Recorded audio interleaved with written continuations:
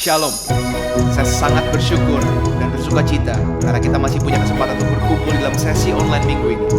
Mari sebelum kita sama-sama mendengarkan dan menikmati firman Tuhan, kita mau nyanyikan lagu ini, kita mau katakan kami mau berlari kepadamu. Sama-sama katakan.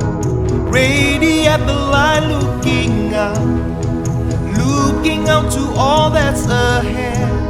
When every heart confesses your name, we're pressing on towards that day. We're never gonna stop.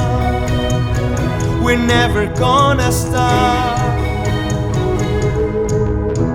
Letting go of every mistake, throwing all the chains of restraint.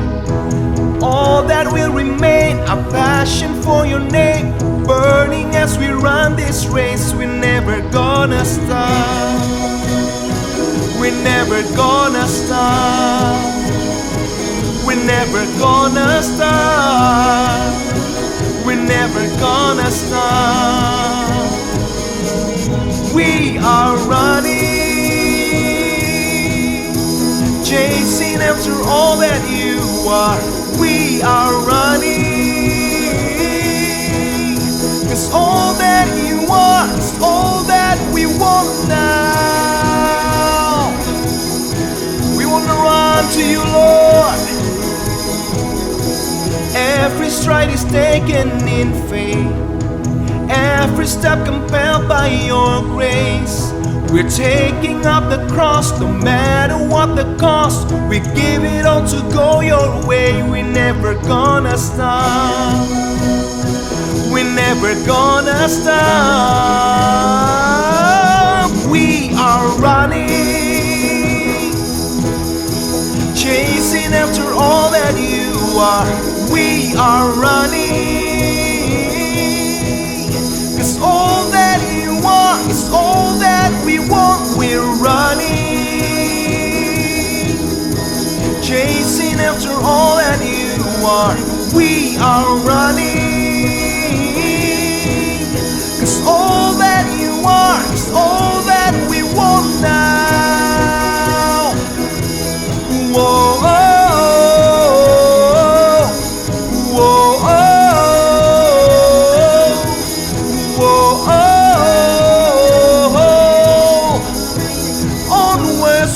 Towards your light, desperate, we seek to know you more and more. Further, we look beyond ourselves to your love, to your love.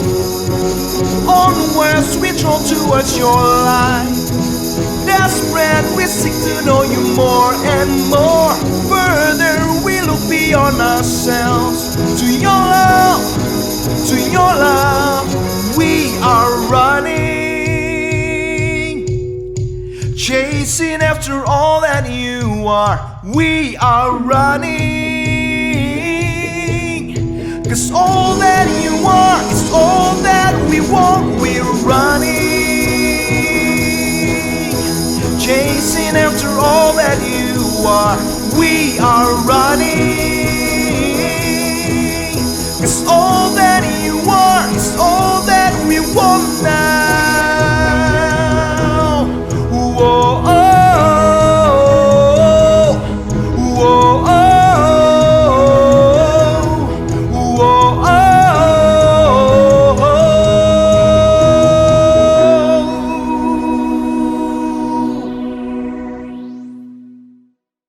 Oke, sebelum kita lanjut ke sesi pengajaran minggu ini, Kidung Agung lagi ya. Kita mau nyanyiin satu lagu lagi, judulnya Mengikut Yesus. Kita semua pasti udah tahu ya, udah hafal lagunya. Dan sebelum itu saya mau share satu hal. Tadi malam saya tuh baru lihat-lihat Instagram gitu, dan di Instagram tuh saya suka buat namanya story highlights, tau ya. Jadi dari Instastory dijadiin highlight supaya nggak hilang setelah satu hari, kan biasanya hilang 24 jam. Highlights apa? Highlights dari ayat-ayat yang saya rasa tuh jadi rema buat saya, yang Tuhan bicara pada saya, rema yang menguatkan saya gitu ya. Dan banyak, silakan dicari di Instagram saya, namanya Pixel Verses. Dan tadi malam saya merasa saya butuh encouragement, so saya baca-baca ayat-ayat itu. Dan luar biasa, semuanya banyak yang menguatkan. Tapi satu yang sangat stood out buat saya, anehnya adalah Yeremia 29 ayat 11, which is yang udah hafal lah ya ayatnya gitu. Aku ini rancangan-rancangan apa yang ada padaku diberikan dari firman Tuhan, rancangan damai sejahtera, bukan rancangan kecelakaan, memberikan padamu harapan penuh harapan, udah hafal. Kita semua udah hafal gitu. Tapi tadi malam yang saya baca itu dari versi The Message-nya, dan The Message-nya bagus sekali berkata gini, I know what I am doing. Kayak Tuhan bilang, aku tuh ngerti kok apa yang aku lakuin, kamu gak usah khawatir gitu. I know what I am doing. I have planned it all out. Aku udah rancangkan, aku udah rencanakan, aku udah planning semuanya dari awal sampai selesai. Dan plans to take care of you, rencana untuk memelihara kamu, not to abandon you, bukan untuk meninggalkan kamu. Plans to give you the future that you hope for. Ini yang bagus.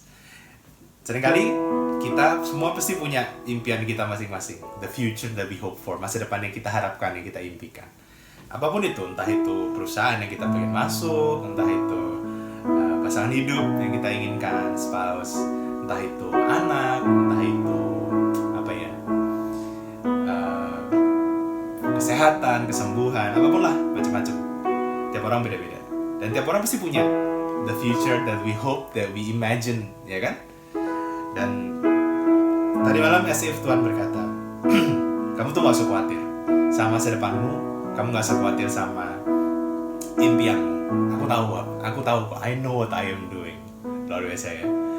Dan saya percaya kalau kita mau mengikutin dia, kita mau percaya sama dia, kita gak khawatir. Tuhan tuh mau take care kita, Tuhan tuh mau pelihara kita, dan Tuhan mau memberikan pada kita kalau itu sesuai dengan kehendaknya, masa depan yang kita impikan, bahkan jauh lebih besar, lebih indah, lebih luar biasa, far and beyond, exceedingly, abundantly, above and beyond everything that we could ever hope for. Yang bagian kita apa? Cuma satu, mengikut dia, ya. Amin. Saya percaya kita semua malam hari ini, mari kita letakkan impian kita, mari kita letakkan harapan kita. Percayalah Tuhan kita, Tuhan yang udah plan out semuanya dengan luar biasa. Amin. Mari kita nyanyikan lagu ini, lagu yang dahsyat sekali. Semua karena anugerahmu hari ini ada.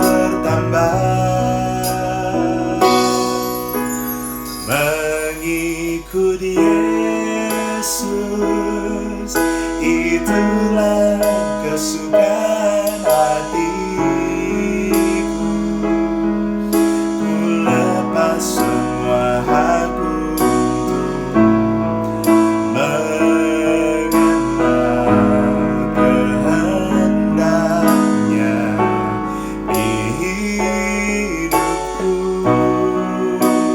mengiring Yesus.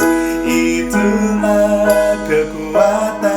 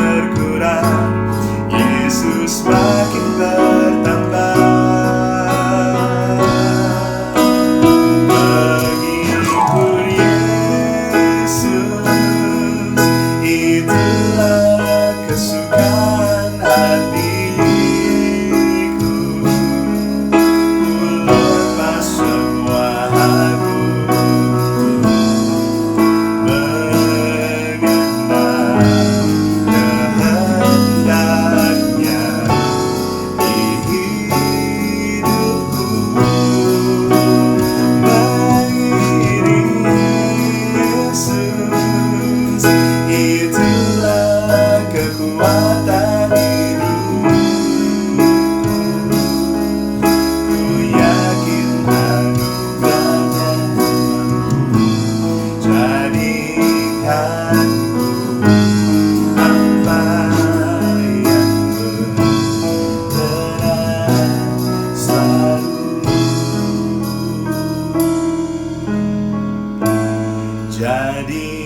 Jadikanku hamba yang berkenan selalu.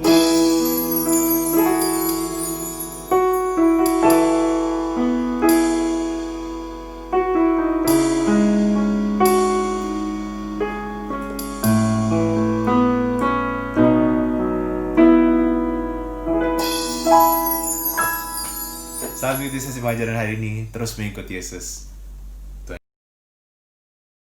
Shalom, selamat malam Bapak Ibu dan Saudara semuanya. Malam hari ini kita berjumpa lagi di dalam pengajaran Song of Songs. Kita sampai di pasal yang keempat. Malam hari ini kita akan membahas 3 ayat saja, ayat 6, 7, dan 8. Kenapa 3 ayat saja? Karena seperti yang saya katakan, saya nggak mau kita itu rush gitu ya. Saya mau kita sungguh-sungguh sama-sama memahami kebenaran firman Tuhan dari Song of Song ini dengan benar satu persatu gitu ya, sesuai dengan yang Tuhan revealkan ke kita semua. Malam ini ayat 6 sampai dengan 8 dari Kidung Agung pasal 4 ya, Song of Song yang The Passion-nya. Nah, sebelum kita mulai, seperti biasa kita mau meneduhkan hati kita mau sama-sama berdoa. Demi nama Bapa, Putra, dan Roh Kudus. Amin. Kami bersyukur Tuhan Yesus untuk malam hari ini kami boleh ada di tempat kami masing-masing untuk kami belajar kebenaran firman-Mu. Terima kasih Tuhan untuk kerinduan yang ada di dalam hati kami. Kami sungguh ingin Tuhan mengenal Engkau lebih dan lebih lagi. Engkau yang meneduhkan hati kami, Engkau yang menjernihkan pikiran kami, supaya setiap kebenaran firman-Mu yang ditaburkan malam hari ini boleh kami terima, boleh kami pahami. Mampukan kami sungguh-sungguh Tuhan untuk menjadi pelaku-pelaku firman-Mu. Kami bersegera untuk melakukan apapun yang Kau sudah bukakan, kebenaran-kebenaran yang Tuhan sudah bukakan kepada kami. Biar kami tidak menundanya untuk menaatinya. Terima kasih Tuhan Yesus, sembunyikan hamba di belakang salib-Mu. Biar sungguh-sungguh hanya hati-Mu dan kebenaran yang dari Tuhan yang boleh hamba sampaikan. Di dalam nama Tuhan Yesus kami berdoa, kami bersyukur, kami sudah menerima yang kami doakan. Amin. Demi nama Bapa, Putra, dan Roh Kudus. Amin. Ya, saya baca dulu ayat 6-nya ya, dari Song of Songs 4 ayat yang ke-6 dari versi The Passion-nya. I've made my mind until the darkness disappears and the dawn has fully come. In spite of shadows and fears, I will go to the mountaintop with you. The mountain of suffering love and the hill of burning incense. Yes, I will be your bride. Ini adalah nyanyian dari perempuan sulam.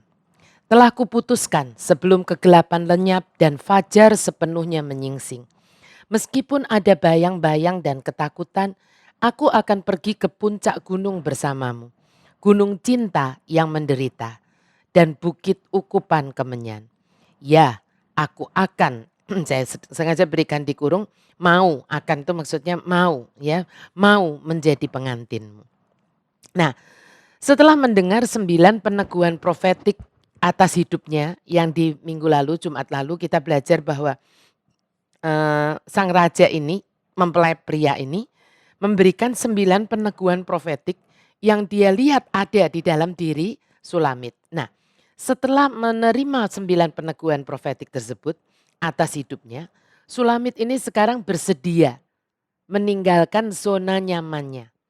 Dia sekarang siap untuk meninggalkan tempat yang bisa dia tebak gitu, tempat yang bisa ditebak gitu dari balik temboknya, dan pergi ke puncak gunung bersama sang raja kekasih hatinya. Nah, puncak gunung itu melambangkan apa? Puncak gunung melambangkan level rohani atau level kerohanian yang lebih tinggi, above the crowd, ya. Walaupun di hatinya masih tersisa ketakutan, tetapi peneguhan dari sang raja ini membuat Sulamit mau pergi akhirnya bersamanya. Pergi kemana? Pergi ke tempat di mana dia siap untuk didisiplin dan dilatih untuk sang raja. Tapi juga sekaligus melihat segala yang terjadi di padang gurun itu dari kacamata surga. Nanti saya akan jelaskan ya. Pada titik ini dalam nyanyian tersebut, Sulamit membuat suatu keputusan. Keputusan yang mengubah hidupnya. Dari titik ini ke depannya, dia tidak pernah sama lagi. Kasih sang raja telah menaklukkannya.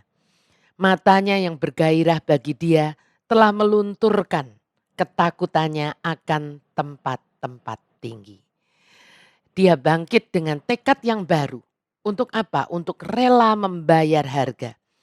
Dan pergi ke gunung cinta yang menderita. Gunung Mur waktu itu disebut ya. Ini artinya apa? Siap untuk menderita bagi Tuhan Yesus. Raja dan kekasih hatinya. Nah, ingat waktu itu di pasal 3 ayat 6 sampai 11.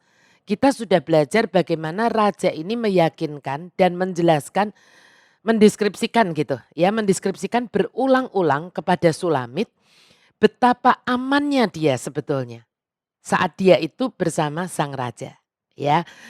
Nanti yang nggak inget buka lagi YouTube-nya di pasal 3 yang membahas pasal 3 ayat 6 sampai 11 ya. Hal inilah peneguhan dari raja ini, pendeskripsian yang berulang-ulang bahwa engkau itu aman kalau engkau bersama dengan aku gitu ya. Ini yang akhirnya membuat Sulamit itu berani memutuskan untuk pergi bersama sang raja. Ya. Nah, saya mau berkata demikian. Saat Anda sungguh mengenal dan memahami siapa Tuhan Yesus Anda, kekasih hati kita ini, yang sekaligus juga Allah yang Maha Kuasa, seharusnya semua rasa takut kita untuk menyangkal diri, memikul salib dan mengikuti dia itu akan hilang. Kalau kita sungguh kenal siapa Tuhan kita, ya. Aku akan pergi ke puncak gunung bersamamu, gunung cinta yang menderita. Yesus itu satu pribadi yang paling bijaksana dan dia itu sanggup mengubah hati kita. Mengubah hati kita yang di dalam ini. Gak peduli betapa pelin-pelannya kita. Betapa keras kepalanya dan pengecutnya kita. Dia sanggup untuk mengubahkan kita. Amin ya. Saya ingin menjelaskan sesuatu yang sangat penting untuk Anda dan saya pahami malam hari ini. Apa itu? Gini. Perubahan rohani sejati di dalam hidup Anda dan saya. Sejujurnya tidak pernah akan bisa terjadi dengan kita ini berusaha lebih keras. Atau kita itu terlibat di dalam pelayanan yang lebih banyak gitu. Enggak. Tetapi hanya dengan jatuh cinta lebih lagi setiap hari kepada Raja kita ini. Kalau Anda dan saya mau mengalami perubahan rohani yang sejati, yang sesungguhnya, hanya satu caranya. Ya, yaitu dengan jatuh cinta lebih lagi setiap hari kepada Sang Raja. Kenapa demikian? Karena kasihnya bagi Anda dan saya lah yang nantinya akan menghancurkan kuasa dosa dalam diri kita ini, ya. Dan dia sebetulnya sedang mempersiapkan kita untuk dibawanya ke tempat tinggi, untuk peperangan rohani yang lebih besar, untuk peperangan rohani yang lebih dahsyat lagi. Ada ungkapan berkata from faith to faith, from glory to glory. Banyak orang fokusnya adalah from glory to glory. Sejujurnya tidak pernah ada from glory to glory tanpa from faith to faith. Ya, namun untuk Anda dan saya bisa sungguh jatuh cinta kepada Tuhan, Raja dan kekasih kita ini tidak jatuh dari langit Bapak Ibu dan anak-anak. Tidak ada yang instan. Yesus sendiri sudah mengatakannya kepada kita. Apa yang Yesus katakan? Mari kita coba lihat ya dari Lukas 9 ayat 23. Karena ini ayat yang sudah sangat familiar sehingga kita seringkali membaca tuh sambil lalu. Jadi selewat aja. Padahal ini maknanya sangat dalam dari Lukas 9 ini. Kita lihat ayat 23-nya dulu ya.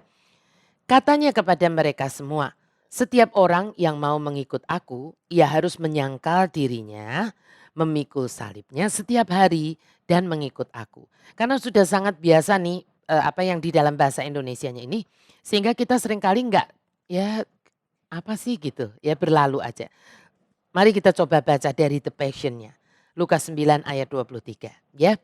Jesus said to all his followers, "If you truly desire to be my disciple, you must disown your life completely.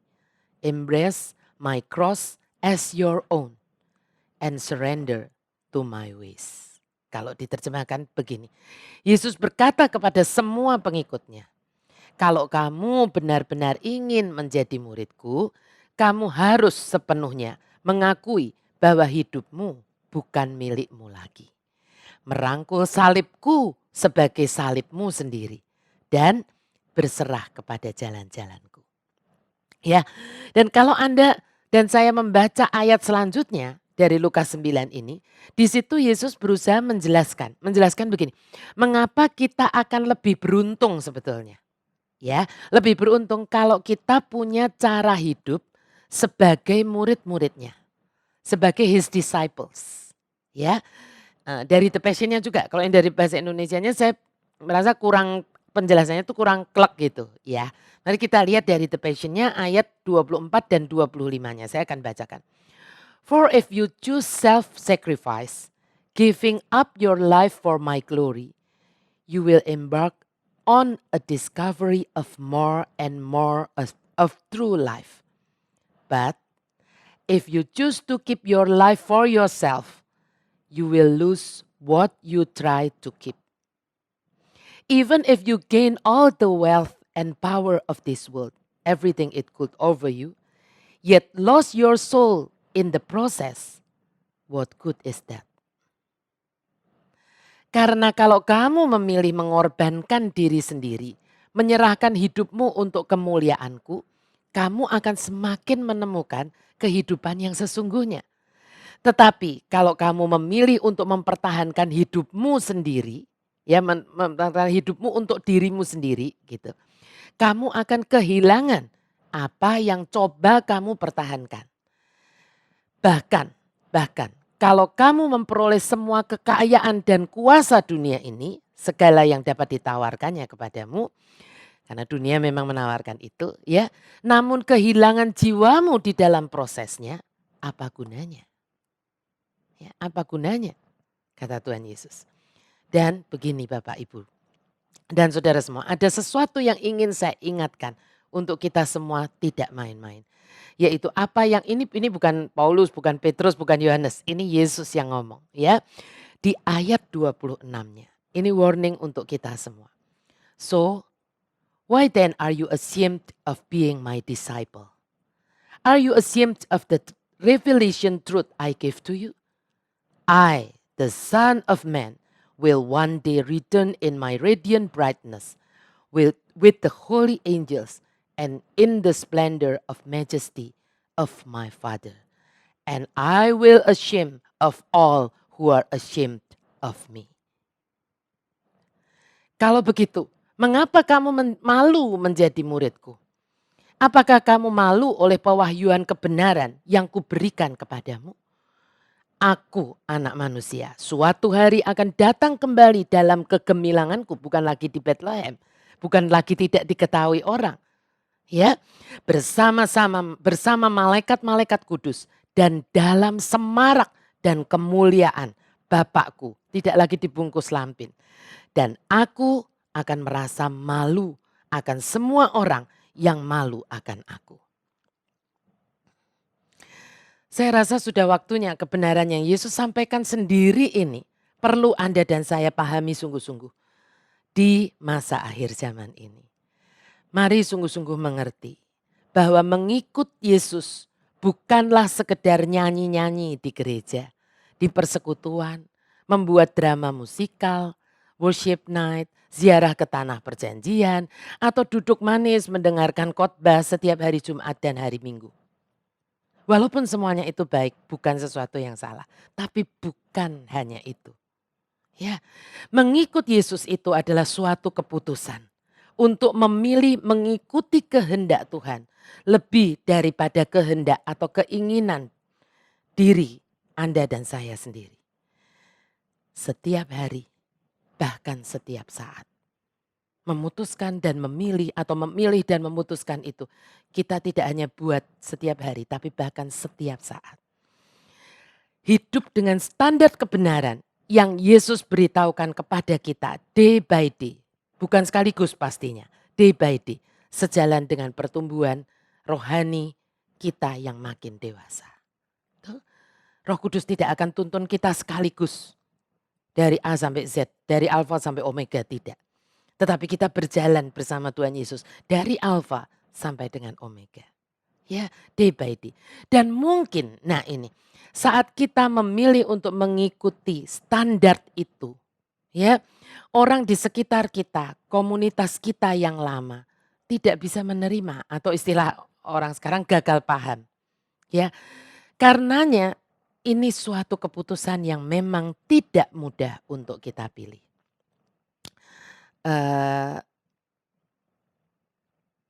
Bersamaan dengan kita, ibu bapak dan anak-anak yang sudah dewasa mendengarkan sesi ini, kan anak-anak yang SMP SMA juga sedang mendengarkan atau ikut interaktif di Zoom, ya Zoom PA Zoom dengan Deo dan Margot.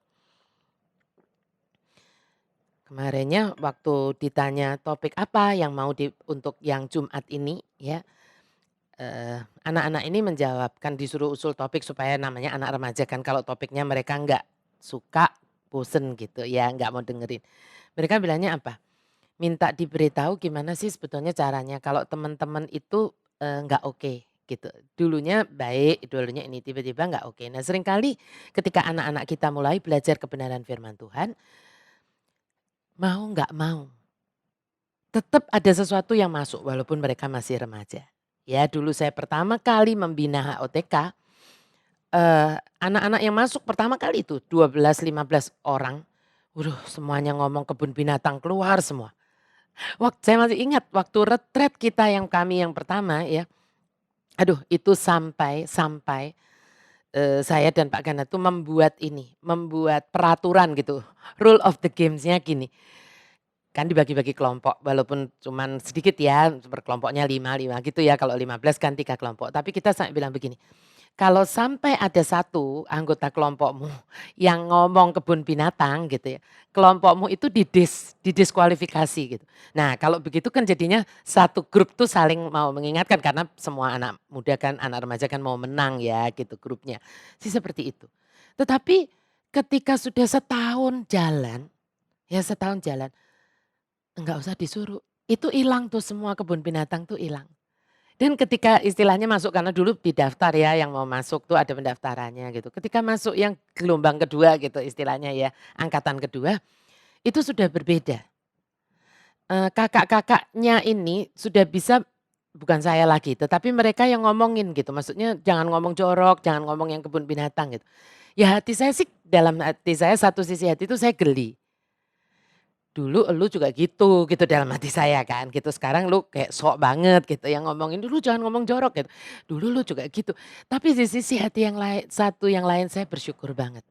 Nah pastinya kalau mereka kembali ke dalam komunitas peer group mereka yang tidak mendapat masukan yang benar, ya menjadi kayak berbeda kan gitu. Nah makanya apakah mereka harus tetap tinggal ataukah cabut gitu istilahnya ya, malam ini sedang berbicara.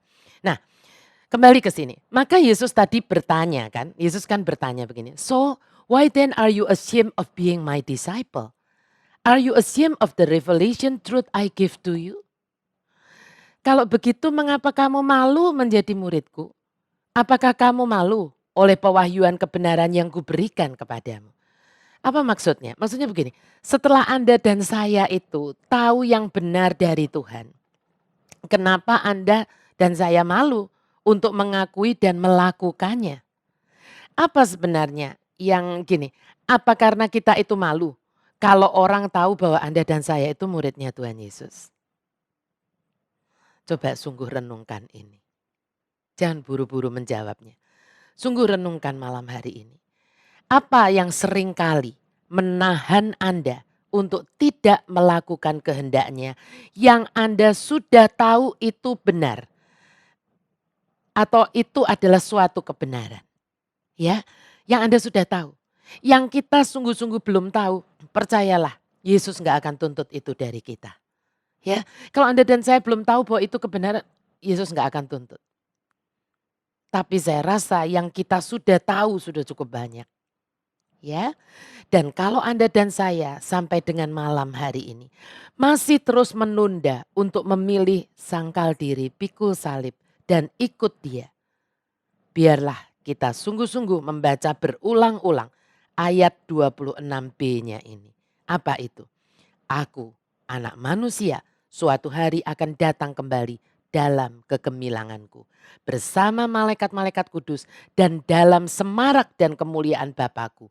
Dan aku akan merasa malu akan semua orang yang malu akan aku. Pastinya inilah alasannya mengapa di ayat 25-nya tadi Yesus berkata, even if you gain all the wealth and power of this world, everything it could over you, yet lost your soul in the process, what good is that? Bahkan kalau kamu memperoleh semua kekayaan dan kuasa dunia ini, segala yang dapat ditawarkannya kepadamu, namun kehilangan jiwamu dalam prosesnya, apa gunanya? Saya sungguh-sungguh berdoa. Semoga Anda semua dapat menangkap pesan serius Tuhan Yesus ini.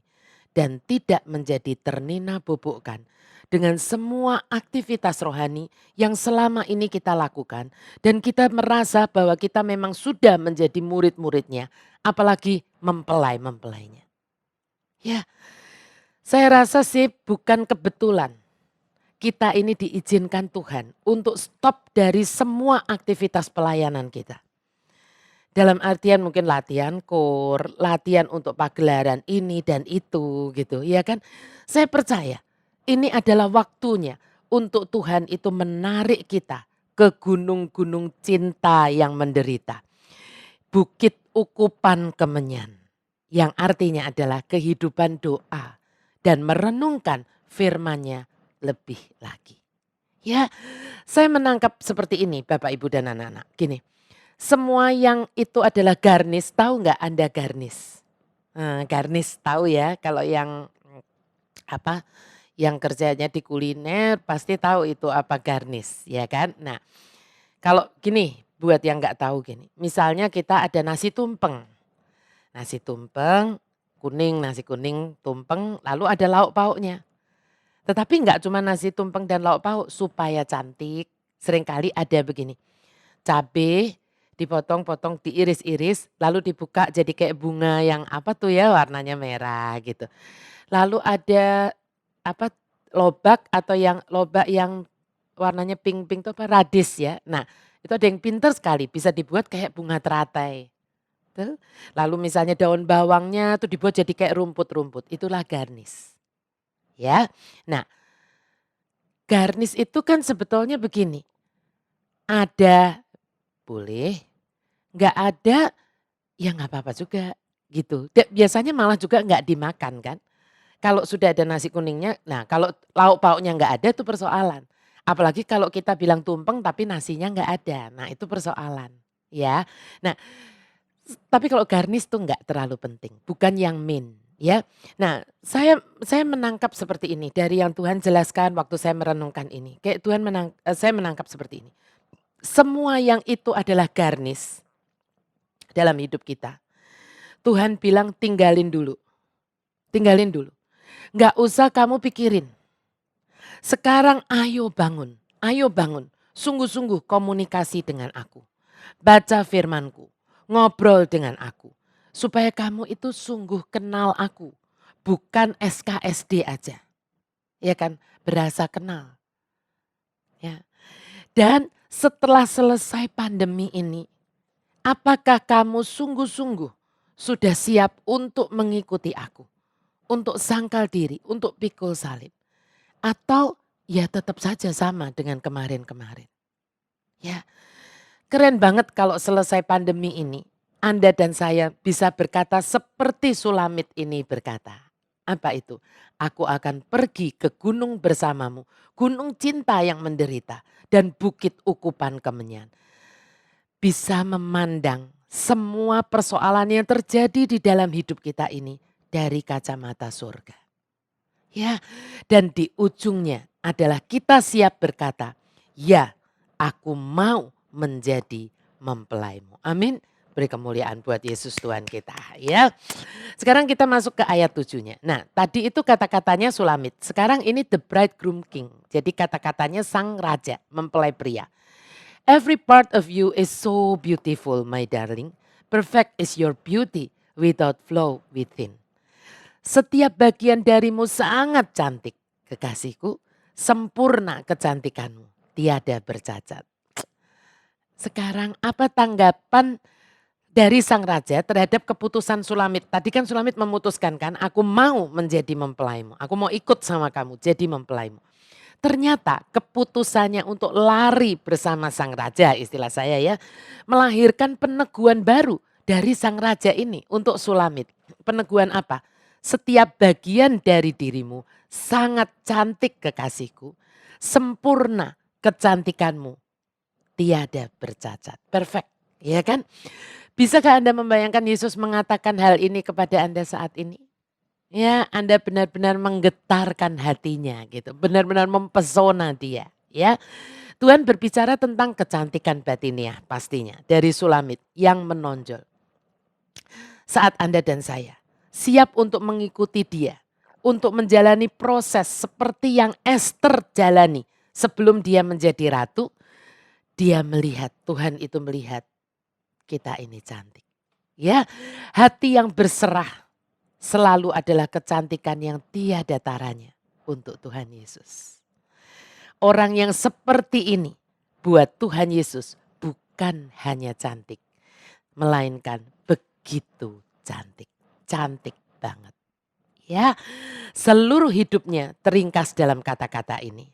Sempurna kecantikanmu, tiada bercacat celah. Wow. Ini bukan berarti Sulamit tanpa dosa, ya. Karena dia belum melewati ujian tertinggi yang bakal ditanggungnya nanti di pasal 5. Nanti kalau kita sampai pasal 5, pasti kita akan sampai, ya, kita akan belajar ujian tertinggi yang harus dijalani oleh Sulamit. Namun Anda harus pahami begini, bahwa kesediaannya kan sempurna enggak, ya, bukan berarti juga enggak pernah jatuh dalam dosa, ya. Tapi begini, kesediaan Sulamit untuk menerima salib dan berjalan bersama dia, itu saja sudah menyenangkan hatinya. Ya, Anda dan saya perlu tahu ini, ya. Yesus melihat bahwa di dalam diri Sulamit, di dalam gerejanya ini, ada suatu keinginan yang tidak pernah padam untuk menerima semua yang akan ia ajarkan kepadanya. Dan berjalan dalam terang yang telah ditemukannya dalam Tuhan Yesus.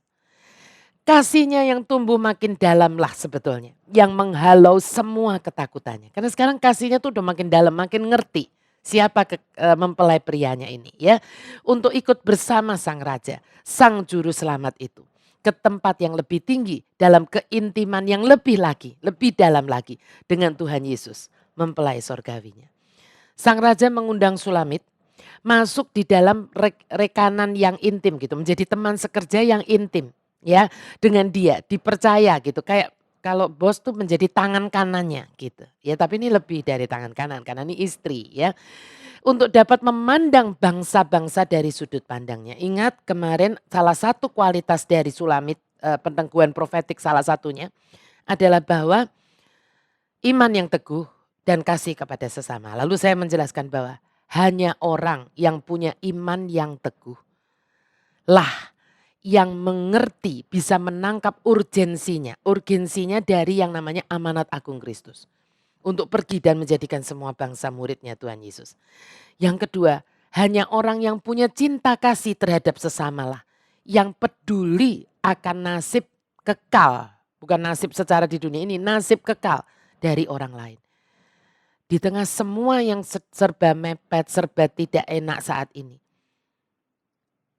Kalau kita tidak punya kasih terhadap sesama, kita tidak akan peduli akan nasib kekal dia.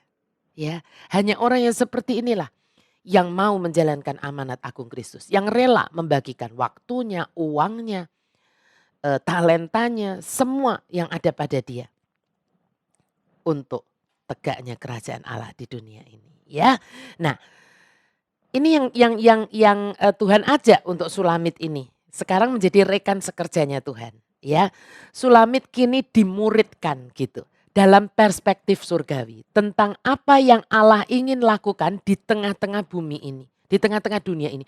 Jadi sudut pandangnya Sulamit, perspektifnya Sulamit itu tidak hanya cupet gitu, tidak hanya untuk dirinya sendiri, keluarganya tidak, tetapi diperluas oleh Tuhan sekarang. Ya, di tempat yang tinggi above the crowd, ya. Sekarang dia bisa melihat apa yang dulunya membingungkan dia, sekarang enggak. Sekarang Tuhan akan mengajarkan kepadanya gini, peperangan-peperangan rohani yang lebih tinggi. Bukan hanya sekedar menghadapi tuyul-tuyul, bukan. Ya, tapi bahkan peperangan rohani yang harus disiapkan guna menghadapi Lucifer dalam diri sang antikristus. Ya, pengajaran tentang peperangan di alam roh yang tingkat tinggi ini harus Tuhan ajarkan kepada mempelainya untuk apa? Untuk memperlengkapi Sulamitnya ini kelak untuk duduk sebagai mempelai perempuan di sampingnya. Betul ya? Enggak imbang kalau enggak didudukkan, enggak diberitahu semuanya ini, begitu. Ya. Nah, hanya kepada para mempelai Tuhanlah Tuhan itu ajarkan ini. Ajarkan hal ini, peperangan tingkat tinggi ini. Kenapa demikian? Anda dan saya harus sungguh tahu ini. Karena memang mempelainya, memang gerejanya lah yang menjadi target iblis di akhir zaman ini. Ingat ya, untuk diapakan? Untuk dihabisi dan digagalkan menjadi mempelainya. Setiap kali Anda mengalami persoalan di masa yang sulit ini ya, ini aja belum puncaknya Bapak Ibu ya dan saudara semuanya. Tetapi akan ada nanti masa puncaknya. Tapi kalau di masa-masa seperti ini saja gitu. Ketika Anda berat, entah itu kehilangan pekerjaan, entah sakit, entah persoalan rumah tangga, entah apapun. Anda harus ingat, Anda memang menjadi targetnya iblis. Untuk apa? Untuk Anda digagalkan, dihabisi dan digagalkan untuk jadi mempelainya Tuhan. Kapan itu terjadi? Kalau Anda dan saya menyerah. Kalau Anda dan saya bilang, saya udah enggak kuat lagi. Tuh. Ya, nanti kita akan masuk lebih dalam. Saya berdoa Anda bisa menangkap ini di roh Anda malam hari ini. Ya, nah kita mau masuk di ayat ke-8. Ini ayat yang terakhir, tapi masih ada cukup banyak ya. Saya akan bacakan. Now you are ready, my bride, to come with me as we climb the highest peaks together. Come with me through the archway of trust. We will look down from the crest of the glistening mounts and from the summit of our sublime sanctuary. Together we will wage war in the lion's den and the leopard lair, and they watch nightly for their prey. Kini engkau siap, wahai pengantin dari gunung-gunung, untuk ikut bersamaku saat kita daki puncak-puncak tertinggi bersama-sama. Ikutlah bersamaku melalui gapura kepercayaan. Kita akan melihat ke bawah dari puncak gunung-gunung yang berkilauan dan dari puncak tempat kudus kita yang indah. Bersama-sama kita akan berperang bukan sekedar dengan singa, tetapi berperang di sarang singa dan sarang macan tutul saat mereka mengawasi mangsa mereka setiap malam. Ada sesuatu yang menarik di ayat 8 ini kalau Anda jeli memperhatikan. Inilah untuk pertama kalinya Sulamit disebut sebagai bride. Disebut sebagai pengantin. Now you are ready, my bride. Sebelumnya enggak. Ya kan? Gitu my darling, apa tapi nggak disebut pengantin. Ini menunjukkan bahwa sekarang Sulamit benar-benar memiliki kasih seorang pengantin kepada sang raja. Tuhan Yesus itu. Ya, cinta dan gairahnya kepada raja lah yang membawa dia untuk masuk ke jalan salibnya Tuhan. Sebagai mempelai perempuannya yang cantik, Sulamit ini melakukan perjalanan bersama sang raja ke tempat tinggi dan memandang dunia itu dari sudut pandangnya sebagai rekan sekerjanya. Tadi ada kalimat begini, ikutlah bersamaku melalui gapura kepercayaan. Gapura kepercayaan itu bahasa Ibraninya adalah puncak amanah. Amanah ya, itu merupakan artinya adalah meterai perjanjian. Ajaib ya. Amanah akar kata bahasa Ibraninya itu melahirkan kata amin. Tapi juga kata Ibrani untuk iman, itu juga amanah. Ya, nah puncak amanah itu secara profetis adalah alam tempat semua janji Allah itu ditepati dan direalisasikan. Amanah juga dapat diterjemahkan sebagai suatu tempat yang aman. Nah, kita tadi dikatakan kita akan melihat ke bawah dari puncak-puncak gunung yang berkilauan dan dari puncak tempat kudus kita yang indah. Kata melihat itu kan mensurvei, ya kan memeriksa, melihat berkeliling gitu. Bukan cuma melihat satu aja gitu ya, mengamati maksudnya. Mempelai Kristus itu didudukkan di tempat tinggi bersama dengan Kristus ya dan didorong untuk apa? Mensurvei gitu. Pandangannya tuh nggak hanya satu, tapi mensurvei untuk melihat apa? Berkat-berkat yang ada di surga. Ya, dalam kedudukannya yang ikut dimuliakan bersama Kristus. Nah, ini ada satu kebenaran secara rohani yang tidak mudah untuk dimengerti, tetapi saya harus sampaikan kepada Anda semua. Semoga Anda mengerti. Saat Anda dan saya disebut sebagai mempelai wanita, ya, maka semua hak istimewa dari hubungan kita itu dengan Tuhan Yesus menjadi milik kita. Betul? Ya, ya saya itu melihat nggak sengaja melihat satu YouTube, sekarang banyak orang membuat YouTube gitu. Ada seorang wanita kalau mungkin berasal dari Riau ya, yang singkat cerita gitu ketemu dengan orang bule dari Inggris lalu mereka pacaran lalu mereka married. Ternyata bulenya ini pengusaha kaya dari Inggris. Pengusaha kaya dari Inggris hanya dua bersaudara, ya hanya dua bersaudara. Kakaknya, abangnya itu dari si bule ini nggak punya anak. Nah, married dengan yang orang Indonesia ini ya punya anak satu laki-laki. Mertuanya jadi papa mama dari yang laki-lakinya ini ternyata adalah keluarga kaya raya. Kalau tidak boleh disebut konglomerat. Perjalanan untuk hadiah ulang tahunnya diberikan semuanya yang first class. Masuk ke toko-toko yang first class, yang branded. Membeli tas-tas branded yang keluaran terbaru. Siapa wanita ini? Wanita sederhana. Dia tadinya hanya bekerja di satu universitas di bagian IT begitu. Tapi kehidupannya langsung berubah ketika dia menjadi mempelai. Ya kan menjadi mempelai wanita dari orang yang kaya raya. Anda dan saya sadar nggak kalau Anda dan saya itu menjadi mempelai Kristus? Tuh. Semua hak istimewa yang dimiliki oleh Tuhan Yesus berhak untuk menjadi milik kita. Ini yang seringkali kita nggak nyadar seperti itu. Kita nggak nyadar dan kita berkutat gitu dengan harta duniawi kita di sini. Ya, dalam beberapa dan kita udah bangga gitu dengan pencapaian-pencapaian kita di sini. Ya, kita begitu bangga. Dalam beberapa terjemahan lain ada disebut bukan hanya puncak atau di gunung gitu bukan, tapi gunung Lebanon.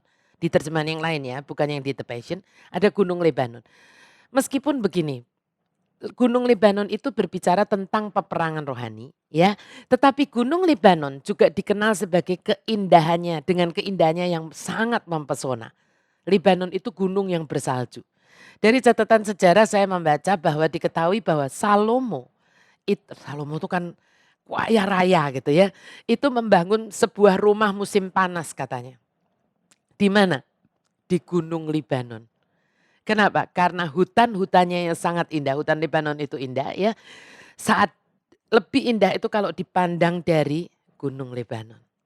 Ya, sehingga Salomo membuat rumah di situ. Rumah peristirahatan, rumah musim panas tuh rumah peristirahatan ya. Kita lihat Kolose 3 ayat 1 sampai 4. Supaya kita ngerti. Karena itu kalau kamu dibangkitkan bersama dengan Kristus, carilah perkara yang di atas, di mana Kristus ada, duduk di sebelah kanan Allah. Pikirkanlah perkara yang di atas, bukan yang di bumi. Sebab kamu telah mati dan hidupmu tersembunyi bersama dengan Kristus di dalam Allah. Apabila Kristus yang adalah hidup kita menyatakan diri kelak, kamu pun akan menyatakan diri bersama dia dalam kemuliaan. Kita udah belajar ini dari kitab Wahyu. Betul, dia datang bersama seluruh orang kudus dari perjanjian lama, perjanjian baru. Betul. Dari yang di rapture, betul ya. Nah, fokus Sulamit sekarang adalah lebih pada hal-hal yang kekal. Yang seringkali memang hal-hal yang kekal ini enggak terlihat Bapak Ibu dan Saudara semua. Ya, yang tidak kekal itu malah kasat mata memang kelihatan. Yang kekal itu seringkali tidak lihat. Ya, tapi Sulamit sekarang fokusnya lebih pada hal-hal yang kekal daripada kepada hal-hal yang duniawi. Orang yang bisa melihat, saya mau berkata, orang yang bisa melihat segala sesuatu yang harus dialaminya, dijalaninya di dunia ini. Walaupun itu berat, walaupun kita sampai mencucurkan air mata. Ya kan, berdarah-darah orang bilangnya begitu. Ya, tetapi kalau kita melihat dari orang yang bisa melihat itu semua dari perspektif, dari sudut pandang ilahilah yang akan dapat berkata seperti Paulus berkata. Apa itu? 2 Korintus 4 ayat 8. Dalam segala hal kami ditindas namun tidak terjepit. Kami habis akal namun tidak putus asa.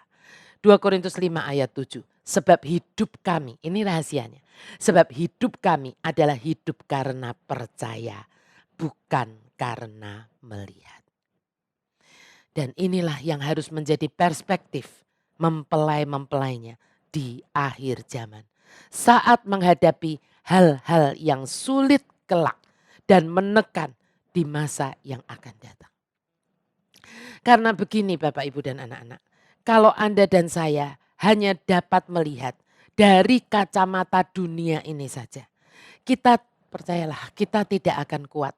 Kita tidak akan tahan saat sesuatu yang berat terjadi gitu di dalam hidup kita. Ya, banyak orang yang secara naturalnya akan putus asa. Akan putus asa, akan menyerah. Tidak bisa ngapa-ngapain lagi saat namanya apa? Ditindas, ditekan. Jatuhnya apa? Ya stres. Dan kalau nggak kuat depresi dan ya menyerah. Itu naturalnya begitu. Saat yang mereka lihat itu buruk, orang yang hanya hidup karena melihat, ya akan berkata itu buruk. Bisa paham sampai di sini? Ya, tapi orang yang hidup karena iman percayanya akan berkata lain. Akan berkata lain. Seperti yang tadi Paulus katakan. Nah, saya mau sungguh-sungguh ingatkan malam hari ini begini. Melihat segala yang terjadi di sekitar kita dengan kacamata surgawi, dengan kacamatanya Tuhan, ini sangat mendesak untuk kita miliki mulai hari ini, mulai malam ini. Kalau Anda belum memilikinya, mari minta itu dari Tuhan dan mulai melatihnya. Melatihnya, ya gak ada cara lain. Karena di waktu-waktu yang akan datang, penguasa dunia ini akan memojokkan kita dengan menyuruh kita, menyuruh Anda dan saya melihat fakta-fakta yang buruk dan bahkan mengerikan. Saat apa? Saat Anda dan saya berkata bahwa kita mau tetap setia kepada Tuhan Yesus. Kalau kita tidak pernah melatih melihat segala sesuatunya dari kacamata Tuhan, dari kacamata ilahi, dari kacamata eternity, dari kacamata kekekalan, dari puncak gunung, saya yakin banyak dari kita yang tidak akan tahan untuk tidak menyerah. Karena memang itu yang dimaui oleh si jahat. Itu yang nantinya akan terus dikumandangkan oleh yang namanya antikristus. Tujuannya adalah sulamitnya, gerejanya, yaitu Anda dan saya. Tujuannya cuma satu, supaya Anda menyerah, dan ketika Anda dan saya menyerah, artinya kita gagal untuk menjadi mempelainya. Malam ini Tuhan mengajak kita, Bapak, Ibu, dan Saudara semua, untuk mengerti gitu bahwa kalau kita bertahan, ya kan, kita tidak gagal untuk menjadi mempelainya. Semua, ya kan, apa yang menjadi haknya Tuhan Yesus, apa yang menjadi kekayaannya Tuhan Yesus, itu akan menjadi milik Anda dan saya juga sebagai mempelai wanitanya. Betul? Mari mulai belajar malam ini. Saya berdoa sungguh Anda menangkap yang saya katakan. Ya, tadi kita membaca ada kalimat dari Sang Raja. Ikutlah bersamaku melalui gapura kepercayaan. Ya kan? Kita akan melihat ke bawah dari puncak gunung-gunung yang berkilauan dan dari puncak tempat kudus kita yang indah. Tadi kita sudah belajar bahwa gapura kepercayaan, puncak amanah, itu berarti meterai perjanjian. Tempat di mana semua janji Tuhan direalisasikan. Tempat keamanan yang aman gitu. Tempat keamanan yang paling aman. Itu saya ambil dari Dictionary of Scripture Proper Names. Karangan G.B. Jackson. Ya. Maknanya apa? Maknanya begini. Bapak, Ibu, dan Saudara semua. Mari kita sungguh-sungguh dengarkan ini. Gereja di akhir zaman. Mereka yang sungguh-sungguh mau dan siap gitu. Diproses untuk menjadi mempelainya. Akan diberikan oleh Tuhan pewahyuan-pewahyuan yang dahsyat. Tuhan tidak bisa menunggu, pasti diberikan pewahyuan-pewahyuan yang dahsyat. Yang telah dirahasiakan dari zaman Daniel, nanti baca Daniel 12 ya. Tapi dengan satu syaratnya. Banyak orang pengen dapat pewahyuan dari Tuhan, pengen dikasih tahu nanti yang di depannya itu ada apa. Mungkin dari hati Tuhan begini, kalau lu udah tahu what next gitu istilahnya. Ya, nah syaratnya hanya satu. Kita mau diajak naik ke gunung peperangan rohani. Tapi yang sekaligus saat kita mau ikut di dalam peperangannya ini, maka semua yang perlu untuk Anda ketahui itu akan Tuhan bukakan untuk kita, untuk Anda dan saya. Ya. Dan sebenarnya saat kita melakukan peperangan rohani, tapi bersama Dia, tidak sendiri. Ya, tidak sendiri. Kita sebetulnya sedang ada di tempat yang paling aman di dunia ini. Makanya dikatakan tempat kudus kita yang indah. Ya, jangan pernah lupakan ini. Ini diteguhkan dengan kalimat selanjutnya yang berkata begini. Bersama-sama kita akan berperang di sarang singa dan sarang macan tutul. Bersama-sama saat mereka mengawasi mangsa mereka setiap malam. Singa dan macan tutul itu adalah lambang dari kejahatan, kekuatan jahat spiritual ya yang berkeliaran di dunia ini. Ingat Efesus 6, nanti yang belum tahu baca Efesus 6 ya. Ayat 12 khususnya. Iblis itu disebut seperti singa yang berjalan keliling, ya kan, berusaha mencari orang yang dapat ditelannya. Enggak semua orang bisa ditelan, tapi ada yang bisa ditelannya. Pastikan jangan Anda dan saya. Ya, nanti bisa dilihat di 1 Petrus 5 ayat 8. Sekarang mempelai wanita tersebut sudah mengambil tempat di sisi sang raja. Artinya apa? Artinya dia tidak akan menghadapi singa dan macan tutul ini sendirian, melainkan bersama sang raja. Jangan pernah lupa di awal pembahasan Kidung Agung kita sudah belajar bahwa kisah cinta Kidung Agung ini diawali dengan yang namanya apa? Ciuman ilahi. Masih ingat ya? Dan saya berkata waktu itu, kata ciuman itu di dalam bahasa Ibraninya adalah nasyak. Ya kan, nasyak. Dipersenjatai untuk pertempuran atau diperlengkapi untuk peperangan. Ya, ingat ya Bapak Ibu dan anak-anak semua ya. Inilah tujuan dari ciuman itu. Yaitu untuk memperlengkapi kita, Anda dan saya. Untuk sebuah pertempuran besar. Kalau enggak Tuhan enggak lakukan itu. Enggak memperlengkapi kita. Buat apa kalau kita diperlengkapi, dia Maha tahu pastinya bahwa kita itu akan ke resepsi, kita akan tenang-tenang duduk nyantai dengerin khotbah. Enggak. Tuhan memberikan ciuman ilahinya karena dia tahu bahwa Anda dan saya akan menghadapi pertempuran. Dan pertempuran yang saat ini, kenapa bukan 2 tahun lalu Kidung Agung ini dibukakan untuk Anda dan saya. Betul? Tetapi sekarang ini dibukakan karena Tuhan tahu di depan menanti kita sebuah pertempuran dahsyat. Pertempuran terbesar di sepanjang sejarah. Dengan kata lain, kalau saya boleh mengatakannya dengan ungkapan yang lebih puitis. Begini, setiap prajurit harus memulai dengan menjadi seorang kekasih. Dan setiap kekasih akhirnya akan menjadi seorang prajurit. Siapa bilang amin? Ya, saya sungguh berdoa supaya hari-hari ini ketika keadaan menekan, saya tidak tahu pergumulan Anda satu persatu. Tapi saya banyak menerima WA. Orang minta didoakan. Orang yang bilang bahwa saya sudah tidak kuat lagi, Bu. Orang yang berkata bahwa saya itu seperti di ujung tanduk. Ada yang berkata kepada saya seperti kalau ibaratnya ini jurang. Itu sudah akan jatuh seperti itu. Ya, bukan melulu karena pekerjaan. Ada yang karena pekerjaan, ada yang karena finansial, betul. Kehilangan pekerjaannya dan sebagainya, pemotongan gaji, PHK dan sebagainya. Tapi juga ada yang karena kesehatan. Karena ditinggal oleh orang yang dikasihnya, yang gak terduga tiba-tiba kena corona ini. Tetapi juga banyak sekali yang mau WA saya yang karena apa? Karena persoalan dalam rumah tangganya. Kenapa begitu? Karena kemarin khususnya 3 bulan kemarin di mana mungkin banyak baik bapak maupun ibu work from home, anak-anak juga sekolah online, kuliah online, ya kan bahwa preschool pun online seperti itu tumplek-blek jadi satu. Dan tadinya ketika jarang bertemu sepertinya semuanya baik-baik saja.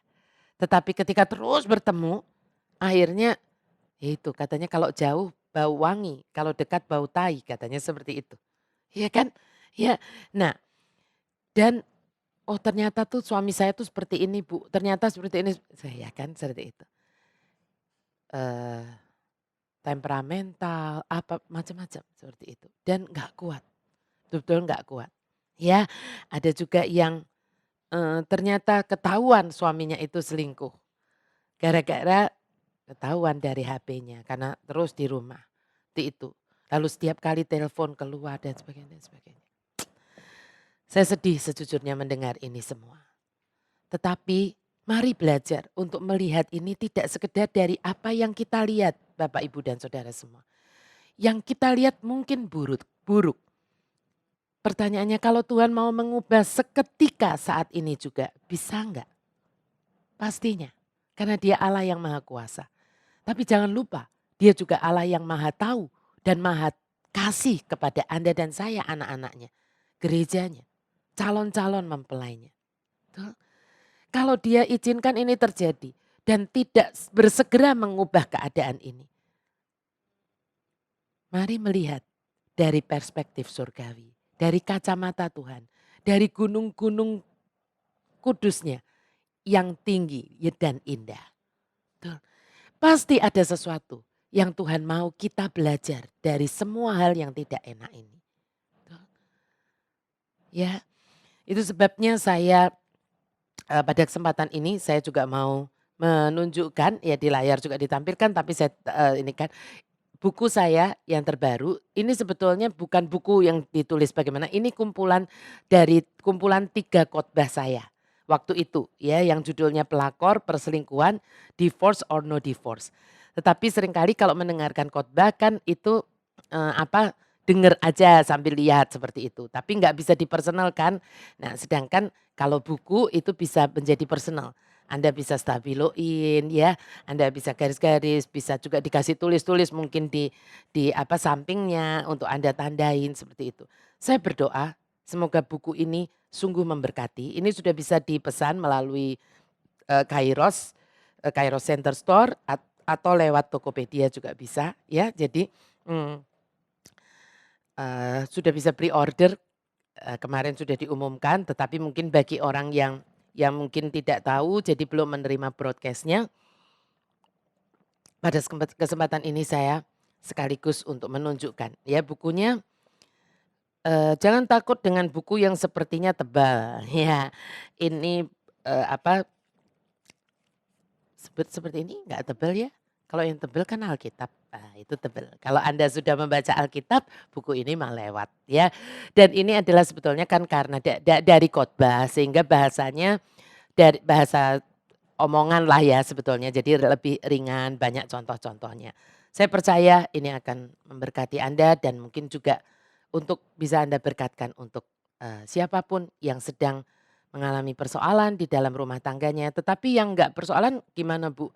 Enggak apa-apa juga ya supaya kita sedia payung sebelum hujan. Saving your marriage. Saya rasa ini perlu untuk, Bapak Ibu, tapi juga untuk pasangan-pasangan muda, untuk anak-anak muda yang belum married, juga perlu untuk membaca dulu supaya punya persiapan sebelum nanti masuk ke pernikahan. Seperti apa sebetulnya dunia pernikahan itu ya, supaya kita tidak mendapat angin surga yang salah ya. Harusnya mendapat angin surga tapi yang benar. Dan malam hari ini sebelum nanti ini bukan doa penutup. Doa penutup nanti dan berkat sekaligus kita akan doa nanti seperti biasa ya setelah, lagu, setelah, praise and worship saya dan Pak Gana bersama Anda semua. Tapi sungguh-sungguh saya tuh digerakkan Tuhan untuk menaikkan satu doa bareng Anda semuanya bersama-sama dan saya minta untuk doa ini ditampilkan di layar supaya apa? Supaya selesai sesi ini Anda bisa mengulangi lagi doa ini. Bahkan mungkin Anda mau mendoakannya setiap hari. Menjadi doa Anda. Ya, karena ini hari-hari yang tidak mudah. Kalau hanya karena corona aja Anda sudah bilang mau menyerah. Bagaimana nanti kalau sungguh-sungguh antikristus sudah ada di dunia ini. Ya, janganlah. Saya ingin mengajak Anda sungguh-sungguh berdoa. Doa untuk meminta kekuatan yang dari Tuhan. Ya, mari kita satukan hati kita sungguh-sungguh. Tundukkan kepala kita mau berdoa. Tuhan Yesus tolong aku untuk mengasihimu dengan kasih yang tak pernah berhenti atau menciut. Aku ingin kasihku yang semakin dalam dan kuat kepadamu. Mempersiapkan aku untuk pertempuran-pertempuran yang sudah dan masih akan terus aku hadapi. Bahkan di bawah tekanan yang paling berat sekalipun. Mampukan aku untuk tetap mengasihimu.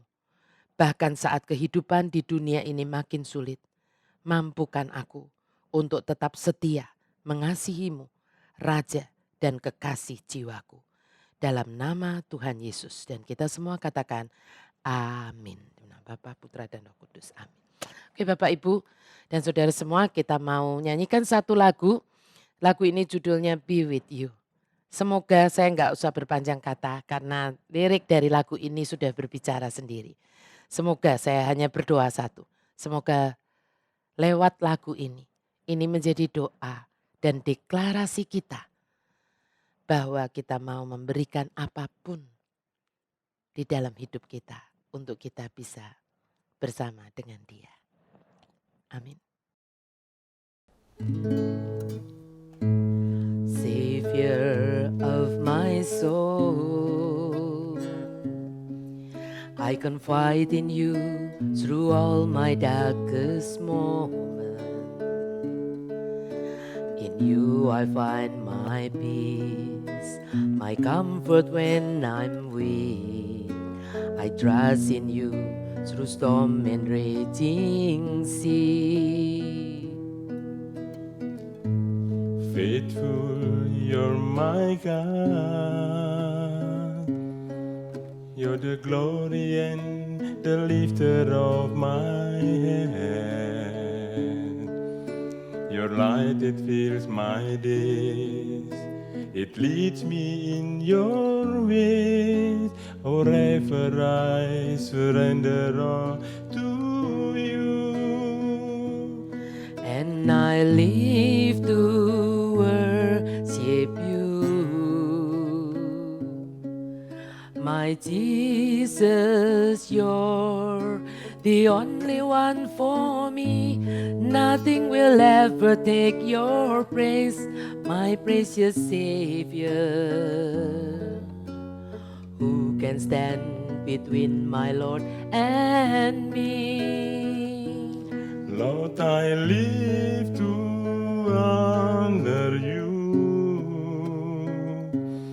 and I long to bring my life an offering. Take me higher, draw me deeper. I give all to be with you.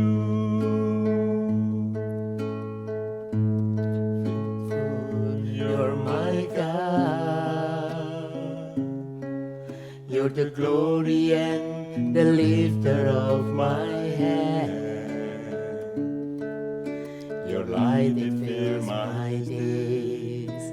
It leads me in your way. Forever I surrender all to you, and I live to worship you.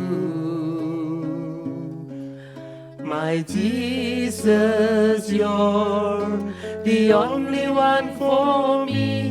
Nothing will ever take your place, my precious Savior. Who can stand between my Lord and me? Lord, I live to honor you, and I long to bring my life an offering. Take me higher, draw me deeper.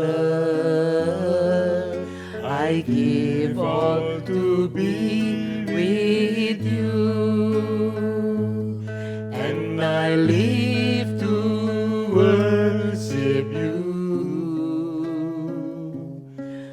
My Jesus, you're the only one for me.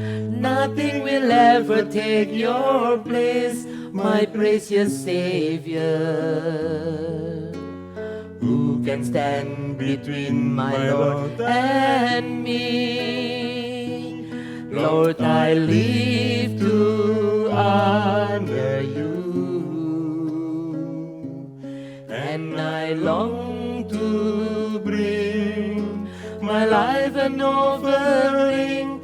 Take me higher, draw me deeper. I give all to be with you. Take me higher, draw me deeper. I give all to be with you. Ya, Bapak, Ibu, dan anak-anak semuanya, mari kita satukan hati di dalam doa. Biar lagu ini sekali lagi, seperti yang tadi saya katakan, biar lagu ini menjadi doa kita, menjadi deklarasi kita. Tidak ada siapapun, tidak ada satu orang pun yang boleh menghalangi kita untuk sungguh-sungguh kita mempersembahkan diri kita kepada Tuhan, menjadi mempelainya. Kita juga berdoa untuk persembahan kita. Seperti biasa, Anda bisa mengirimkan persembahan Anda, ada QR code di sini, tetapi juga ada nomor-nomor rekening di bawah ini. Pastinya persembahan dari Anda semuanya, taburan Anda pasti akan memberkati dan akan memperbesar kerajaan Allah di dunia ini lewat AOTK Ministry. Kita percaya ini adalah masa-masa yang tidak mudah, tetapi kita mau terus bekerja untuk memberitakan kebenaran Tuhan, firman Tuhan, untuk supaya kita semuanya kuat. Tapi saya sungguh berdoa juga supaya Anda tidak hanya suka untuk mendengarkan firman Tuhan di hari Jumat ini atau di hari Minggu dari firman Tuhan di gereja Anda masing-masing, tetapi mari bersegera untuk memastikan diri kita bahwa kita mau menjadi pelaku-pelaku firman. Kita mau bersegera, tidak menunda apa-apa yang kita sudah tahu, yang sampai dengan malam hari ini kita belum melakukannya. Mari kita bersegera untuk mengevaluasi diri kita, apa yang sebetulnya menahan kita untuk tidak melakukannya. Ya, saya berdoa tidak ada satupun dari kita yang masih menunda setelah sesi ini. Mari kita satukan hati di dalam doa. Tuhan, kami sungguh bersyukur untuk malam hari ini. Terima kasih Tuhan untuk semua yang Tuhan sudah berikan kepada kami. Semua pewahyuan, semua pengertian yang Kau bukakan kepada kami. Kami percaya Engkau membukakan semua ini bukan dengan maksud untuk memenuhi pikiran kami, sekedar kami menjadi pandai dengan semua firman-firman-Mu ini. Tidak, kami percaya Engkau membukakan kebenaran ini karena Engkau ingin kami sungguh-sungguh memahami dan kemudian kami melakukannya. Tuhan, jadikan kami tidak pernah takut untuk menjawab seperti Sulamit ini. Aku mau menjadi pengantin-Mu. Aku mau menjadi mempelai-Mu. Aku mau ikut dengan Engkau ke gunung-gunung-Mu. Melihat semua yang sedang terjadi saat ini dengan hidupku ini dan juga yang ke depan nanti dari kacamata surgawi. Apapun yang sekarang aku sedang alami, yang kami sedang alami saat ini. Walaupun sepertinya ada beberapa yang mengalami sesuatu yang tidak enak, bahkan begitu menekan. Tetapi kami percaya Tuhan, ini adalah latihan rohani yang baik untuk kami lakukan. Ajari kami untuk tidak sekedar hidup dari apa yang kami lihat, tetapi biar kami hidup dari apa yang kami percayai. Kami percaya Tuhan, ini semua baik untuk kami. Dan tepat pada waktunya, Engkau akan mendewasakan kami. Sehingga kami sungguh-sungguh siap untuk masuk di dalam pertempuran rohani. Bukan sendiri, melainkan bersama dengan Engkau.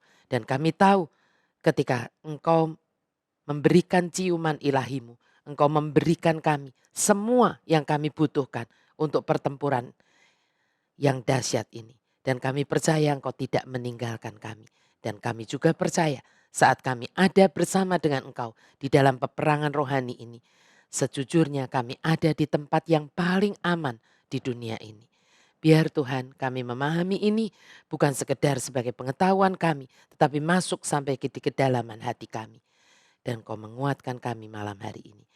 Kami bersyukur untuk setiap hati yang digerakkan untuk mempersembahkan persembahan yang terbaik malam hari ini. Taburan yang terbaik. Kami percaya Engkau melihat sampai di kedalaman hati kami. Kami mau memberi dengan sukacita di dalam ketaatan dan di dalam ketepatan. Dan biar ini semua Tuhan menjadi dupa yang harum naik ke hadapan-Mu. Biar ini semua memperbesar kerajaan-Mu di dunia ini lewat pemberitaan dari HOTK Ministry. Terima kasih Tuhan, dan hamba sungguh berdoa biar berkat dari Allah Bapa, Putra dan Roh Kudus turun di dalam hidup setiap anak-anak-Mu yang mendengarkan kebenaran ini. Dimampukan untuk menjadi pelaku-pelaku firman-Mu. Dan kami semua siap untuk menyambut kedatangan-Mu di awan-awan. Di dalam nama Tuhan Yesus. Mari semua yang percaya, mari semua yang sehati dan sepakat mau sungguh-sungguh mengubah hidup kita seturut yang Tuhan mau. Tidak takut lagi. Mari katakan dengan kuat. Amin. Demi nama Bapa, Putra, dan Roh Kudus. Amin. Terima kasih Bapak, Ibu, dan saudara semuanya. Kita akan bertemu lagi di sesi masih di pasal 4 ya. Tetapi kita akan melanjutkan ayat-ayat yang selanjutnya. Dari ayat berapa Bu? Saya nggak tahu juga nanti sebagaimana Tuhan tuntun. Saya akan berikan itu kepada Anda semua ya. Sampai berjumpa di minggu depan. Semoga 1 minggu selama kita tidak bertemu, inilah kesempatan untuk kita sama-sama mempraktekkan kebenaran firman Tuhan yang kita sudah ketahui. Terima kasih, Tuhan memberkati Anda semuanya.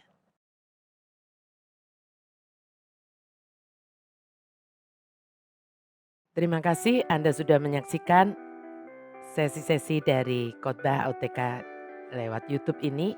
Jangan lupa untuk like, share, subscribe, dan tekan tanda loncengnya supaya Anda selalu mendapatkan update-update terbaru dari YouTube HOTK. Terima kasih, Tuhan Yesus memberkati.